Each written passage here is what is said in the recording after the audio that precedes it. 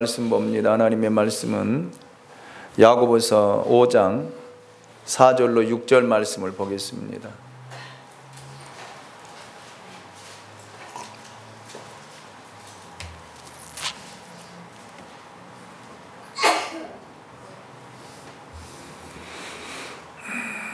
야고보서 5장 4절로 6절 우리 같이 함께 합독합니다. 같이 읽습니다. 시작.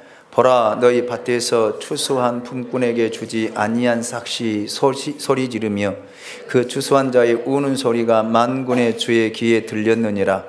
너희가 땅에서 사치하고 방종하여 살육의 날에 너희 마음을 살찌게 하였도다. 너희는 의인을 정죄하고 죽였으나 그는 너희에게 대항하지 아니하였느니라. 아멘. 아멘. 야고보서 5장 1절로 3절 말씀은 말세를 살아가는 우리들에게 탐욕스럽게 자신만을 위하여 재물을 쌓는 어리석은 삶을 살지 말라라고 경고하였던 것을 우리가 지난주에 함께 말씀을 나누었습니다. 재물은 썩었고 너희 옷은 좀 먹었으며 너희 금과 은은 녹슬었다. 여러분, 그래서 여러분을 위해서 재물을 쌓는 일들 하지 말라라고 말씀을 지난주에 들었습니다. 오늘 4절로 6절에서는 야고보는 부자들의 부정한 축제 및 사치와 쾌락만을 추구하는 삶을 구체적으로 정죄하고 있습니다. 여러분, 4절을 먼저 보도록 하겠습니다. 4절을 같이 읽습니다. 시작. 보라, 너희 밭에서 추수한 품꾼에게 주지 아니한 삭시 소리 지르며 그 추수한 자의 우는 소리가 만군의 주의 귀에 들렸느니라. 아멘. 사람을 부리고 그에 따른 삭을 지급하지 않았을 때 억울하게 착취당하는 자들의 부르짖음은 물론 그 삭까지도 소리 높여 부당성을 하나님께 고발하고 하나님께 증거한다는 말씀입니다. 이처럼 말 못하는 자연들이 마치 사람처럼 하나님께 호소하고 부르짖는다는 것은 단지 야고보 한 사람만의 표현이 여러분 아닙니다. 창세기 4장 10절을 보면 죽은 아벨의 피가 땅에서 호소한다라고 하나님이 말씀하셨고, 하박국 2장 11절에서는 세상의 불의를 돌담과 가옥의 들보가 소리친다라고 말씀을 하고 있습니다. 그러니까 여러분, 우리가 그런 생각을 하잖아요. 사람들이 없는 곳, 내가 알지 못하는 사람들 속에 들어가면 여러분, 우리는 너무 자유스러워요. 자유분방합니다. 특별히 남자들 그래요. 남자들. 같이 믿음의 사람들끼리 있으면은 행동 반경이 좁아지고 행동하지 않고 믿음이 있는 것처럼 보여지지만, 여러분, 나와 상관이 없는 사람들끼리 모여서 어울리게 되어지고 같이 어디를 가게 되어지면 완전히 풀어지는 거예요. 왜? 누가 나를 모르니까. 그런데 우리는 기억해야 됩니다. 여러분, 만물들이, 자연들이 여러분 하나님께 호소한다는 거예요. 할렐루야. 우리는 이런 생각을 못 하잖아요. 이런 생각.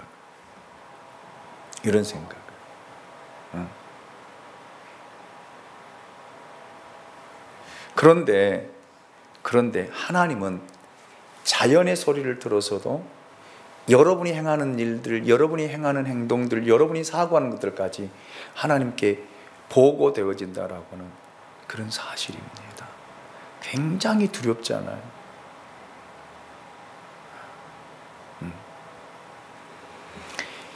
이 땅의 모든 자연은 겉으로는 아무것도 모르는 것처럼 보여도 실상 그 무엇보다 분명히 사람의 죄를 하나님께 고발하는 두려운 존재라고 하는 사실을 야고보를 통해서, 또 하나님이 아벨의 죽음을 통해서 친히 말씀하셨고 하박국 선지자를 통해서도 우리에게 들려주고 있습니다.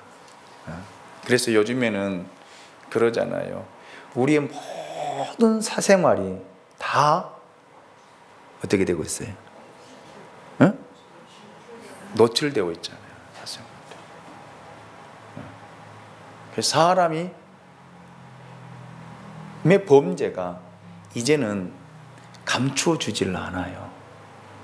감추어주지. 사방대가 CCTV예요. 하물며 차량이 지나갈 때 블랙박스가 다 찍어요. 그래서 그 시간대에 이동하는 차량들을 추적해가지고 그 차량의 블랙박스를 회수해서 사건을 조사하고 처리해 가잖아요. 그래서 요즘에는 죄 지어요, 못 지어요? 못 지어요.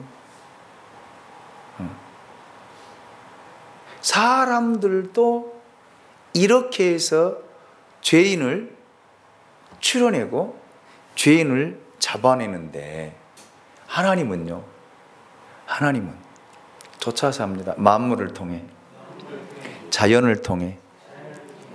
예, 하나님은 여러분들의 죄를 찾아내신다는 거예요.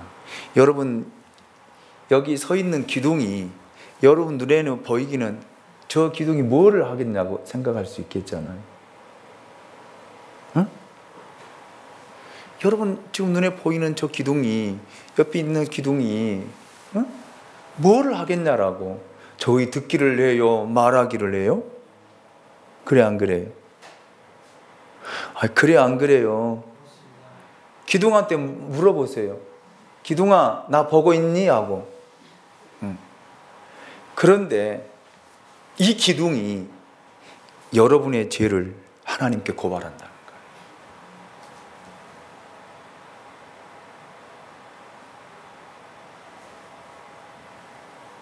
그러니 우리가 어떻게 하나님 앞에 범죄할 수 있습니까? 그런데 우리가 어떻게 하나님 앞에 악을 행할 수 있습니까? 내 마음만 감추면요? 아니다니까요. 여러분의 마음을 누가 읽는다는 거예요? 자연들이 읽는다니까요. 그 자연이 하나님 앞에 호소하고 하나님께 고발을 한다라고 야고보가 증언하고 증거하고 있습니다.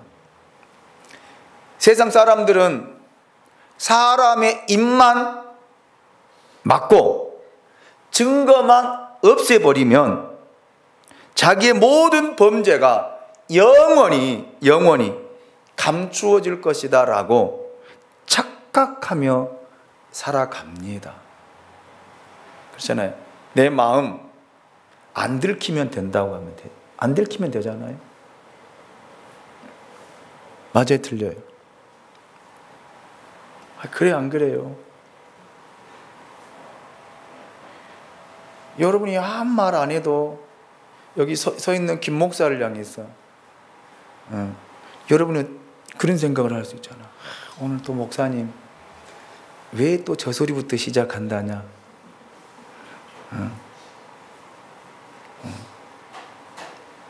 그러면서 여러분이 볼 때 목사님은 왜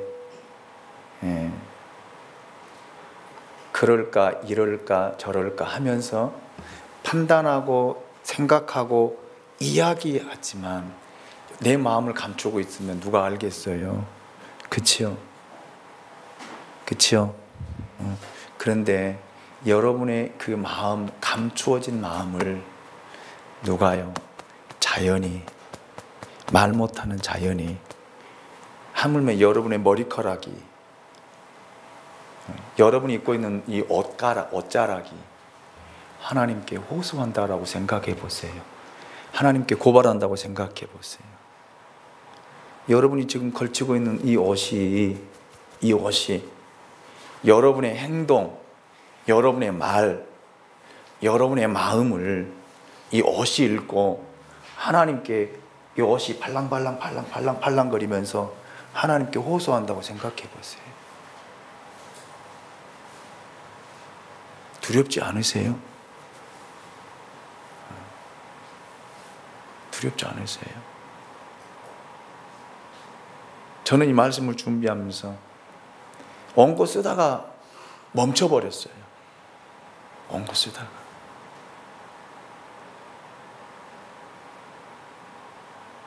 너무 두렵더라고요. 너무 두렵더라고요. 가슴이 막 떨려서 더 이상 원고를 쓸 수 없어서 내려놓고 하루를 못 썼어요. 하루 지나고 난 다음에 다시 하나님 앞에 무릎 꿇고 기도하면서 말씀을 보면서 내가 어떻게 살아야 되고 내가 앞으로 어떻게 목회를 해야 되고 어떻게 길을 걸어가야 될 것인가를 내 마음속에 정리하고 난 다음에 다시 원고를 쓰기 시작했습니다. 처음에는 원고를 쓰다가 너무 무서웠어요. 너무 두려웠어요. 저도 야고보서를 읽고 말씀을 읽고 또 성경을 읽어왔지만은 그 생각까지는 못했었거든요. 그런데 이 말씀을 준비하면서 하나님이 이 말씀을 열어주시고 보여주시면서 준비하는데, 야, 이 내 옷이, 내가 차고 있는 타이가 말 못하는 그런 천 조각에 불과하지만 이것이 내 마음을 하나님 앞에 호소를 하고 내 마음에 품었던 것들을 이것이 팔랑팔랑거리면서 하나님 앞에 고발한다라면 내가 하나님 앞에 숨길 것이 뭐가 있냐 이 말이에요. 내가 감출 것이 뭐가 있냐 이 말이에요. 그런데 우리는 감추려고 합니다. 숨기려고 합니다. 사람의 눈에만 띄지 않고 다른 사람에게만 전달되지 않으면 우리는 너무 자연스럽게 생각하고 자연스럽게 말하고 자연스럽게 행동하는 이런 모습들. 그런데 아니더라고요. 아니에요. 이사야 26장 19절을 보면 때가 되면 땅은 물론 바다까지도 죽은 자를 내어놓을 것이다 라고 분명하게 말씀을 하고 있습니다. 언젠가는 모든 감추어진 것이 그야말로 벌거벗은 것처럼 온 세상과 하나님 앞에 드러나게 된다라는 그런 말입니다. 그래서 제가 누누이 여러분들에게 이야기하고 강조하는 것이 뭐냐면 하나님 앞에 정직해야 된다라고 하는 사실이에요. 하나님 앞에 바르게 삶을 살아야 된다라고 하는 것입니다. 저도 하나님 앞에 바르게 서야 되고 정직하게 서야 되고 여러분에게 비춰줄 때도 바르게 온전하게 거룩하게 진실되게 여러분에게 비춰줘야지 제가 여러분을 감추고 여러분을 숨기고 한다라면 여러분들이 지금은 저에게 속을지 몰라도 하나님이 반드시 드러내신다는 거예요. 반드시.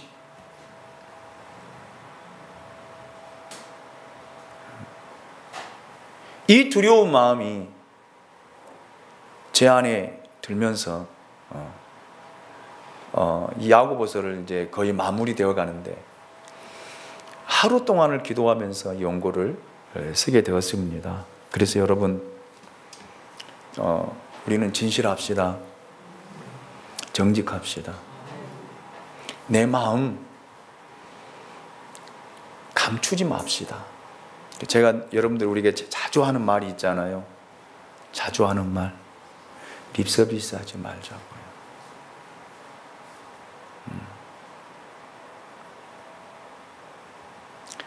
오늘 본문 여러분 4절 보세요. 보라 너희 밭에서 추수한 품꾼에게 주지 아니한 삭시 그 삭시 소리 지른다는 거예요. 부환자들이 여러분 사람을 부려놓고 월급을 주지 않고 월급을 깎고 월급을 밀리고 이렇게 하면 무엇이요? 그 사람에게 돌아갈 삭시 하나님 앞에 소리 지르고 추수하는 자의 우는 소리가 만군의 주의 귀에 들려진다라는 것입니다. 그렇잖아요. 지금 여기서 밭에서 추수할 때 여러분 그 추수하면 보리를 베고 밀을 베고 벼를 베잖아요. 그러면 그 추수하는 주인이 추수꾼에게 삭스를 주지 않냐면 이 추수하는 이 벼집단이 하나님께 고발한다는 것입니다. 그 말이에요. 그 말. 이렇게 한 사람이 어떻게 살아가냐면 5절을 보십시오. 5절을 같이 읽습니다. 시작. 너희가 땅에서 사치하고 방종하여 살육의 날에 너희 마음을 살찌게 하였도다. 아멘. 여기 등장하는 부자들은 재물을 모으는 과정도 올바르지 못했지만 모든 재물을 사용함에 있어서도 의와 선보다는 오히려 오직 자기들의 향락과 쾌락만을 위해 사용함으로 더 큰 하나님의 형벌을 자초했다라는 그런 말이에요. 그런 말입니다. 그래서 여러분 재물이란 모으는 과정뿐만 아니라 사용하는 방법이 더 중요하다는 거예요. 어떻게 사용하느냐가 더 중요하다라는 사실을 우리에게 가르쳐 주고 있습니다. 돈을 버는 방법도 바르게 해야 돼요. 아멘입니까? 정직하게 해야 돼요. 그리고 돈을 벌었으면 여러분에게 수입이 들어오잖아요. 그렇죠? 그 들어온 수입을 어떻게 쓰십니까? 어떻게 쓰셔요?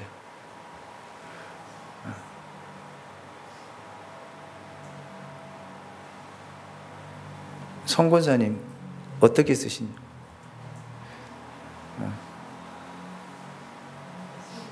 네.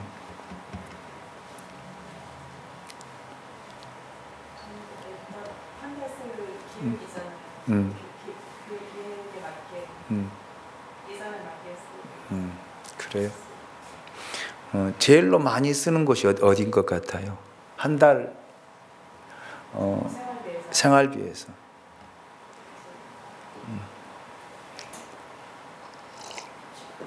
예? 식품? 식비. 그래요. 최현희 권사님은 한 달 수입이 생기면 뭐 하세요? 제일 먼저. 실주 감사하고 하나님께 드릴 것 같고 그다음에 나머지로 이제 세금.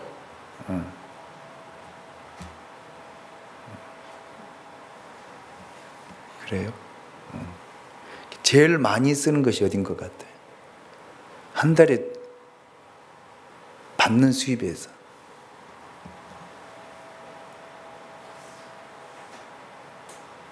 빚이 제일 많이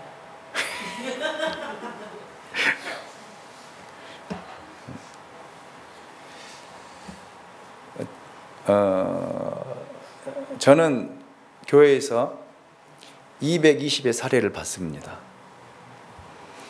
사례 받으면 이제 지금 집사람이 캐나다가 있다 보니까 제가 이제 그거 가지고 집사람이 다 적어준 대로 지출을 하고 이렇게 해 보니까 한 달에 한 헌금이 한 80만 원 떼어지더라고요. 한 달 헌금이. 그러면은 220에서 80만 원이 떼어나면 얼마 남아요? 140만 원 가지고 이렇게 다 뭐 보험료 나가고 못 나가고 건강보험료 나가고 못 나가고 다 전에는 건강보험료가 47,000원 정도 나갔어요. 지난 작년까지. 그런데 제가 이제 교회 사례비 받는다라고 세무서에 신고를 했더니 84,270원으로 뛰어버렸더라고요.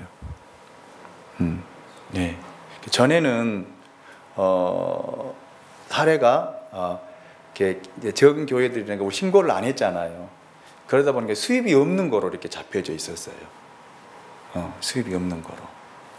그랬는데 이제 세무 신고를 해야 되니까 그걸 신고하니까 보험료가 2배로 확 뛰더라고요. 그래서 제가 전화를 해봤어요. 왜 이렇게 갑자기 뛰냐? 그랬더니 혹시 종교인이세요? 그러더라고 그 세무사가. 그래서 맞다, 교회 목사다 그랬더니 그 전까지는 세금이 이렇게 잡히지가 않았었는데 이제는 수입이 있어서 잡혔기 때문에 그거에 대한 올라가서 84,270원인가가 확 뛰더라고요. 그래서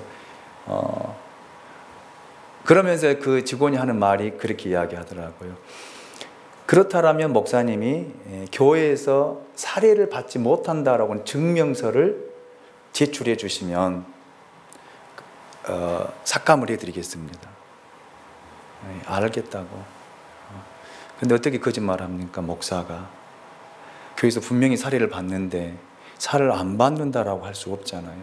그래서 그냥 의료보험료를 내고 이렇게 하면서 쭉 세금 뭐 이렇게 의료보험료 그 다음에 보험료 뭐 띄고 나니까 48만 원 남더라고요. 48만 원. 48만 원 가지고 이제 한 달 생활을 해야 되더라고요. 그래서 제가 집사님 전화 와서 그랬어요. 당신 어떻게 생활했냐? 나는 못하겠다 그랬어요. 나는 못하겠다.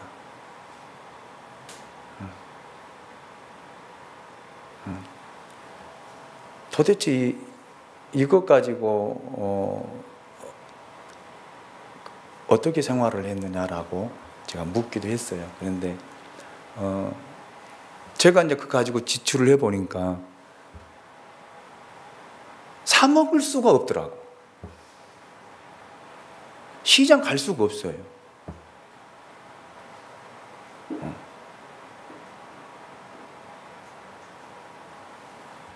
마트에 가서 뭐 하나 살 수가 없어요.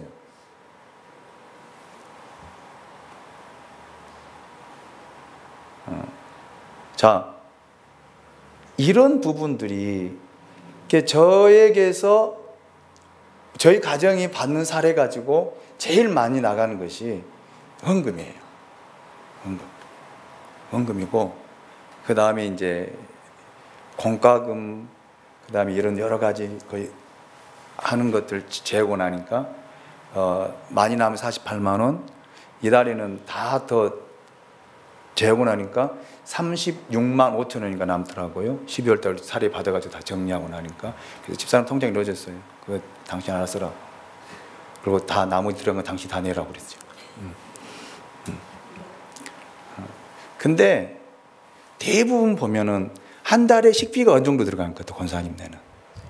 카드 제가 쓰기 때문에 아닌데 저희는 그 세금 같은 거 제가 안 내요. 그러니까 세금 놔두고 식비로만 40에서 40에서 50.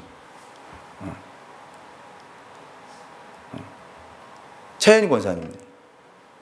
식비 없어요.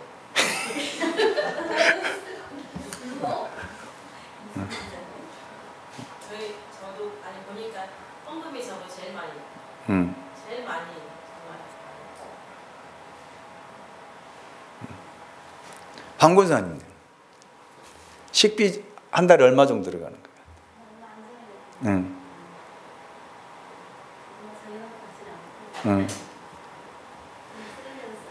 쓰는 대로. 어찌 보면은 지금 여기서 이야기하는 것이 뭐냐면, 봐보세요. 그 부자들이 그렇게 돈을 모아가지고 결국 뭐 하냐면 사치한다는 거예요. 방종한다는 거예요. 그리고 뭐예요? 자기의 마음을 뭐 하게 한다는 거예요? 살찌우는 거예요. 그러니까 결국 자기 마음을 살찌운다는 게 뭐냐면 자기를 만족하게 하고 쾌락하게 하고 유쾌하게 하고 즐겁게 하는데 이 모든 돈들을 활용하고 쓴다라는 것입니다. 그래서 돈을 버는 것이 중요한 것이 아니라 뭐예요? 어떻게 쓰느냐가 중요하다라고 하는 것을 여러분 이 야고보를 통해서 우리에게 전해주고 있습니다. 그러면서 살육의 날 너희 마음에 살찌겠다라는 말은 하나님의 종말론적인 심판이 있을 것이다 라고 하는 것을 분명히 우리에게 제시해 주고 있습니다. 즉 우리가 이 땅에서 사치하고 방종하고 쾌락과 이런 데에 우리가 돈을 우리가 벌었던 것들을 더 많이 사용하고 쓰여지게 된다면 살육의 날에 여러분 하나님의 심판이 반드시 있을 것이다 라고 하는 것을 우리에게 가르쳐주고 있습니다. 그래서 여러분들이 돈을 벌어서 잘 모으되 그 쓰는데도 선하게 쓰여지길 원합니다. 선하게 사용되어지길 원합니다. 사용되어져야 돼요. 그래서 한 달에 여러분이 받은 그 월급과 봉급 가지고 그걸 규모 있게 저는 그래요. 여러분에게 이렇게 가르쳐주고 싶어요. 여러분이 한 달에 생활비를 받는다든지 한 달에 어떤 봉급을 받는다든지 그러면 거기에서 제일 먼저 여러분 우선적으로 해야 될 일이 뭐냐면 11조예요. 그거는 하나님의 것이거든요. 거기서 11조를 먼저 하나님께 떼어놓고 그 다음에 것들을 정리하면서 이제 여러분 생활에 필요한 만큼 규모 있게 쓰고 생활해야 된다라는 말입니다. 그걸 우리에게 이야기하고자 하는 거예요. 그런데 여러분 보세요. 여러분이 받은 봉급이 있다라면, 받은 생활비가 있다라면 여러분 그냥 헌금은 하나님께 드려진 것은 그냥 있을 때 드리는 거야. 그냥 있을 때. 내 지갑에 있으면 헌금하는 거고 내 지갑에 돈 없으면 헌금 안 하는 거고 그리고 내가 먹고 마시고 입고 쓰는 데는 부족함이 없어. 이것이 사치하고 방종하는 것이고 살육의 날에 너희 마음을 살찌게 하는 것이다. 그렇게 가르쳐주고 있습니다. 그래서 여러분 하나님이 여러분에게 주신 것 어떤 사람은 많이도 어떤 사람은 적게도 주신 것 가지고 여러분 그걸 어떻게 쓰느냐 사용하느냐가 중요해요. 1,000만 원 버는 사람들은 또 쓰는 규모가 다르더라고요. 그렇죠. 1년 연봉이 뭐 1억이 넘어간 사람들, 억대 연봉 있는 사람들은 생활하는 쓰는 것들이 다를 수밖에 없잖아요. 들어가는 것도 또 달라요. 그러나 적게 버는 사람들은 또 규모를 적게 할 수밖에 없어. 줄일 수밖에 없어. 거기에 맞게 살아야 되니까. 그렇죠? 계산 안 하면서 살아요. 그래서 계산 안 한다고? 아까 10배에서 많이 줄여요. 근데 줄이는데도 그냥 모자라. 그렇지, 다 부족해. 누가 만족하고 한 달에 돈 1,000만 원씩 여러분 생활비가 주어진다라면 그 사람도 또 부족하다 할 거야. 재물이라고 하는 것은 소금물과 같아요. 마시면 마실수록 뭐예요? 갈증 나고 짜니까 갈증이 나는 거야. 그래서 성경을 우리에게 가르쳐 주기를 그래서 바르게 쓰라는 거예요. 온전하게 쓰라는 거예요. 하나님 앞에 책망 듣지 않도록 쓰라는 거예요. 여러분 보십시오.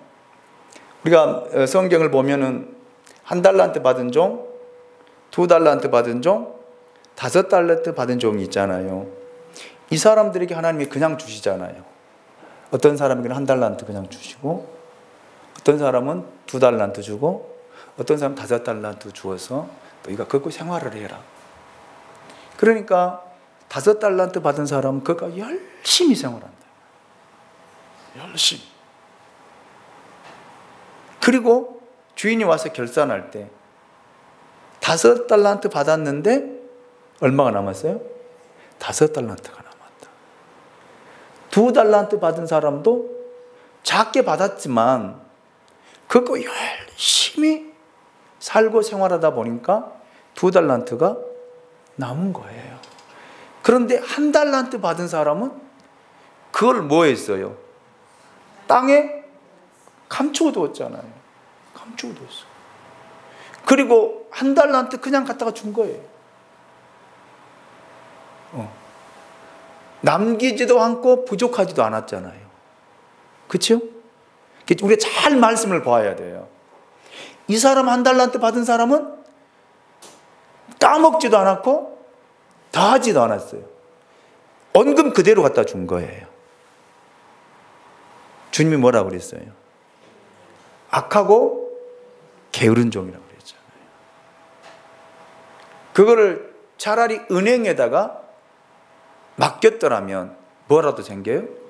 이자라도 생길 텐데 땅속에 감추었다는 거예요.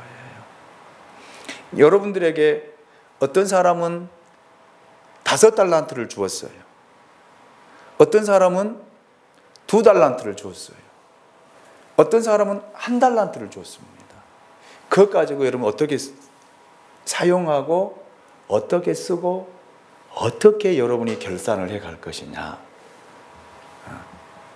어떻게 인생의 마지막 결산 앞에 섰을 때 어떤 결산을, 나는 하나님께로 받은 것이 이건데 내가 생활하면서 열심히 최선을 다해서 해서 결산하고 보니까 이만큼 남았어요.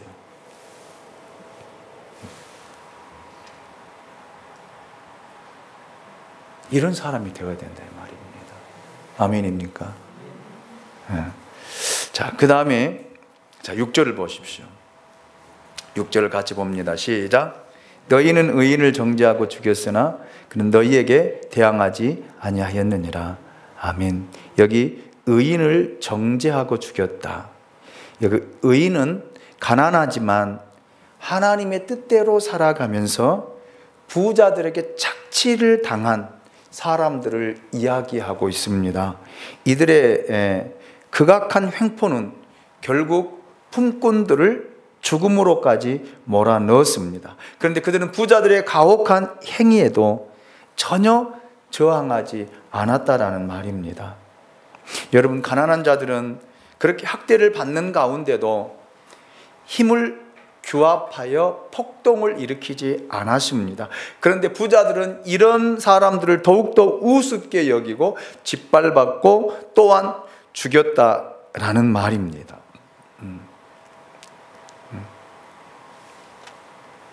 그래서 야고보가 과연 오늘 4절, 5절, 6절을 통해서 우리에게 전하고자 하는 메시지가 뭘까? 우리에게 주시고자 하는 교훈이 뭘까?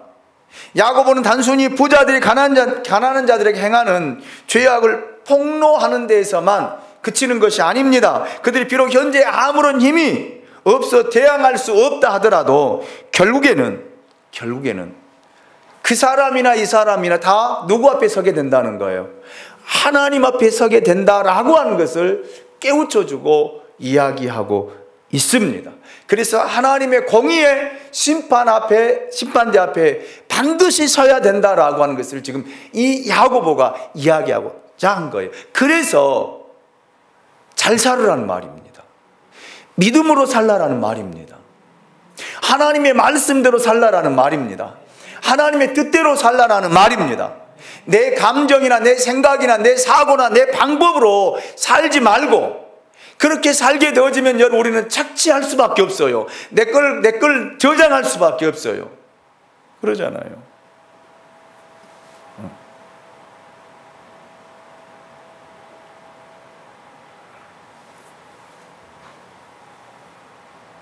쓰는데도 인색할 수밖에 없고요. 하지만 오늘 야고보가 우리에게 전하고자 하는 그 메시지대로 우리가 하나님 앞에 우리 인생을 결산할 때에 어떤 결과표를 받을 것인가, 우리가 그걸 바라보고 살아간다라면 우리 삶의 자세가 조금은 달라지지 않을까, 바뀌지 않을까, 하나님 앞에 진실하고 정직한 삶을 추구하지 않을까. 돈을 버는 것보다 가지고 있는 것을 어떻게 쓸 것인가에 더 중점을 두지 않을까라는 그런 이야기입니다.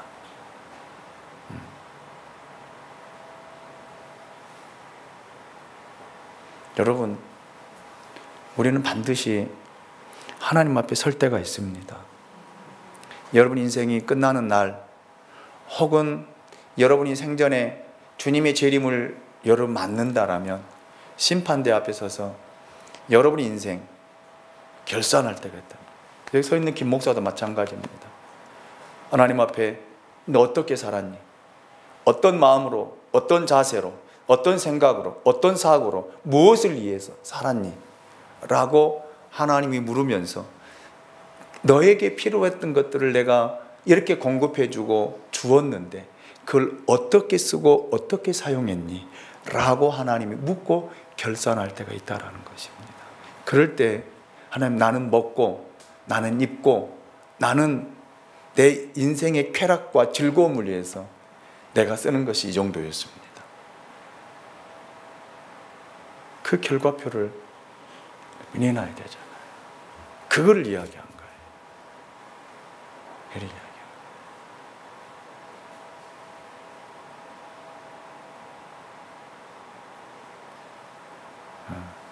그래서 제가 이제 스스로 제 자신에게 결론 내는, 차라리 부한 것보다 가난한 것이 낫겠다, 그 마음이 들더라고요.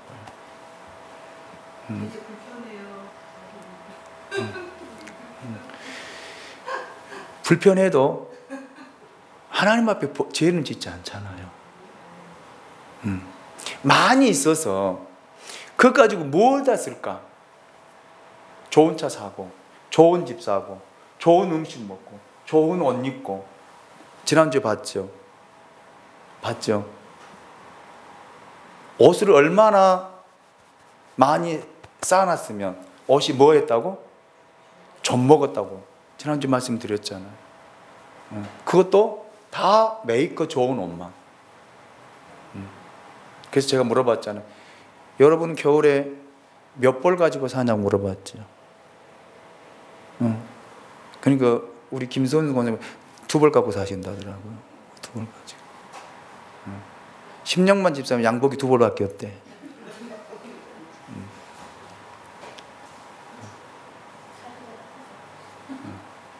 저는 양복이 겨울 양복 12벌이에요. 겨울 양복이. 그런데 실제적으로 입는 것은 딱 4벌이더라고. 드라이클닝 해놓고 8번은 그냥 걸어놓고 있는 거야. 그리고 해가 바뀌면 또 그 집어넣어 놓고 여름옷 내놓고. 12벌이 다 필요가 있어요, 없어요? 없어요. 그래서 2벌을 버렸어요. 그냥 갖다 버렸어. 2벌이 줄어들었죠. 또 안 입으면 버리려고 그래. 나도 뭐해. 그러니까 이런 일들이 결국에는 은과 금도 뭐 했다고 그랬어요? 녹슬었다고 했거든요. 그러니까 쓰지 않고 계속 쌓아놓기만 하니까 그게 녹이 쓰는 거예요. 녹이 쓰는 거예요. 그거를 책망하고 그거를 꼬집어서 이야기하고 있잖아요.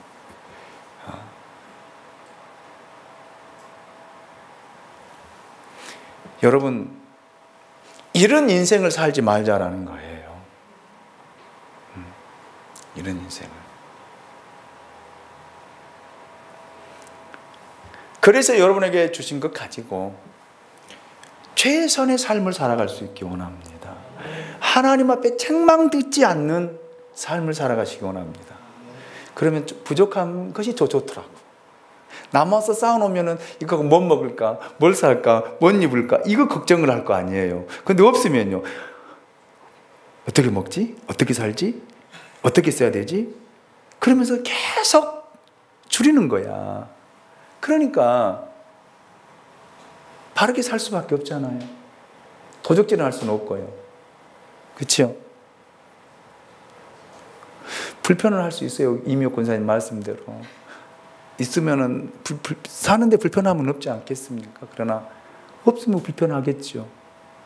그런데 우리가 하나님 앞에서 볼 때는 오히려 그것이 더 오히려 저는 그런데 이렇게 선포하고 싶어요. 여러분, 하나님 앞에 많은 거 받으십시오. 5달란트 받으십시오. 그런데 그 받은 것 가지고 잘 쓰십시오. 선하게 쓰십시오.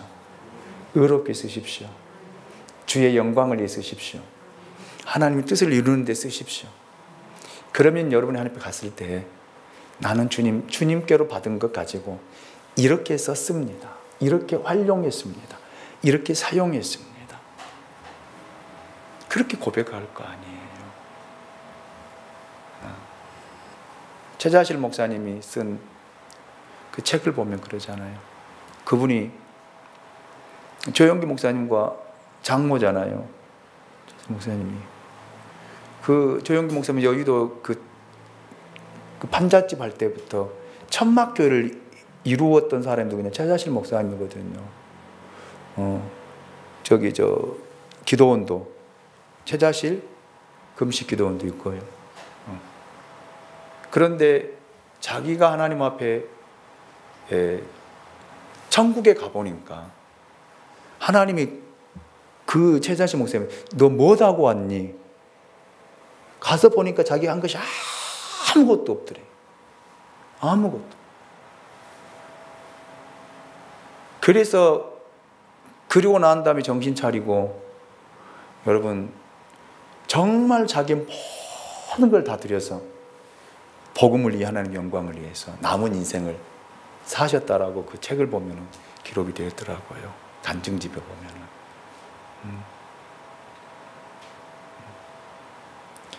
저는 이런 인생을 살아가기 원합니다. 땅에 좀 먹고 썩을 곳에다가 쌓아두지 말고 점과 도둑과 동록이 없는 하늘나라에 쌓아서 여러분 하나님 앞에 섰을 때 잘했다, 칭찬받는 착하고 충성된 종아, 내가 수고했다, 이 즐거운 일에 참여할지어다 라고 이렇게 하나님 앞에 칭찬받고 인정받을 수 있는 그런 삶을 살아갈 수 있기 원합니다. 아멘. 기도합니다. 하나님 고맙습니다. 오늘 우리를 사랑해 주시고 말씀 앞에서